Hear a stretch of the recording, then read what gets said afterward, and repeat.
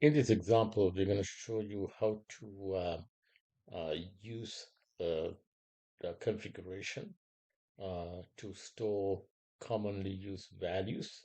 So, for example, in your application, you might want to store some value and access that in a custom step or using an API call. And you can easily do that with our configuration manager. And we're going to show you how to do that. So let's say, let me go ahead and log into FlowWright.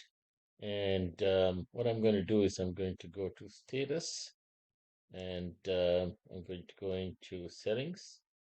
And you will see we have a configuration here. And there are various different configurations here that can be configured. You see application settings, engine ports, various different ones. But let's say you want to add your own custom items here and to save a key and a value, and then later we'll access that using code also. So in this case, you're going to go back to settings and you will see a settings designer. And let's say I'm going to create a new category here. I'm going to create a new item, and my category is going to be PDF. And I'm going to put a key called PDF version, or let's put PDF standard. And I'm going to put v1.8 as the value. And I can also give something like enter PDF standard, or just even put PDF standard. For display name, here I'm going to say it's optional. This is not a system item. Typically, we mark this as system if it's used by FlowWright. It doesn't have a UI, so we do want it to show up. And this is not a part of the tenant master. So we're just going to go ahead and say save. And if you look, you'll see a new item that got created for PDF. And underneath that item, you will see PDF standard and all this. Now, if you like to see this, if you go back to status and if you go to the configuration, now the PDF section will show up here. You can see PDF and there's one item called enter PDF standard, and the key is PDF standard and the value is version 1.8. I can change this to version 1.9 and save that. And this is how you would store a global key value in FlowWright. Now you can use this value in process steps. You can, if you're building a custom step and you need to access that value, you can do that. If you are using our API, you can use the API to access this value. And we also have built-in steps to access this value also. So next thing I'm going to do is I'm going to show you how to access this value from an API call. So let's go ahead and go to Visual Studio and we'll create a brand new project. In this case, I'm going to go ahead and say create new project, and we'll build a little console app.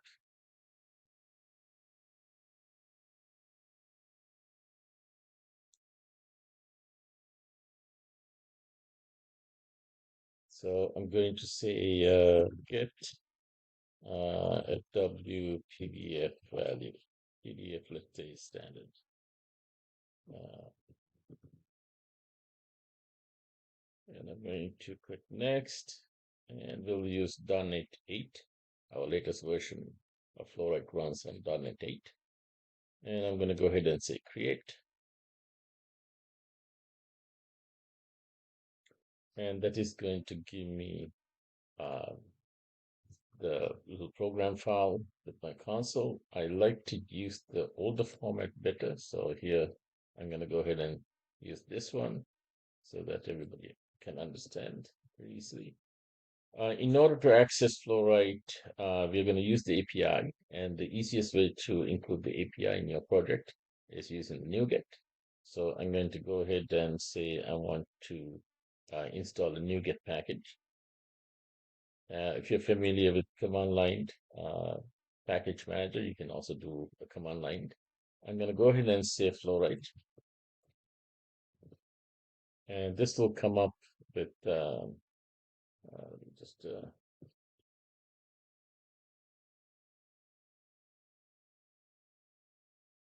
me click on browse and then FlowWright. So we want to use the FlowWright API 10, and you'll see it's the .NET Core API, and we're going to go ahead and say install. This is going to download everything that you need and install things automatically, and it's already installed. And if you look at the dependencies, you will see there's a package for FlowWright 10 API. So now we can go ahead and code. So what we're going to do is we are going to um, import our API. We're going to say using FlowWright.api. And one of the items in the API is FW settings. But before we can use the API, we need a connection string. So I'm going to say string connection string equals, I'm going to put the connection string to my machine here. So I'm just going to copy this.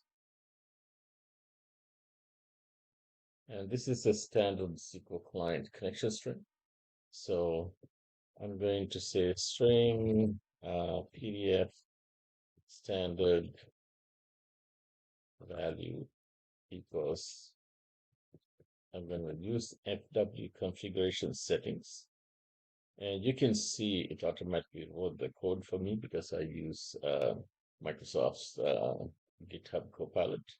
And it's really good about, figuring out and telling you.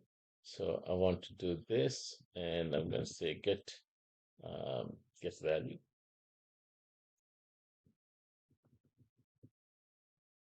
Let's say string. And here there are a couple of different methods. The first one is asking me to do a user session, but I'm going to use the second one, which requires a database connection string. So I'm going to say on str, and it's asking for a config key. So config key is going to be this particular key here. So PDF standard is the key that we defined. So I'm going to go ahead and put that.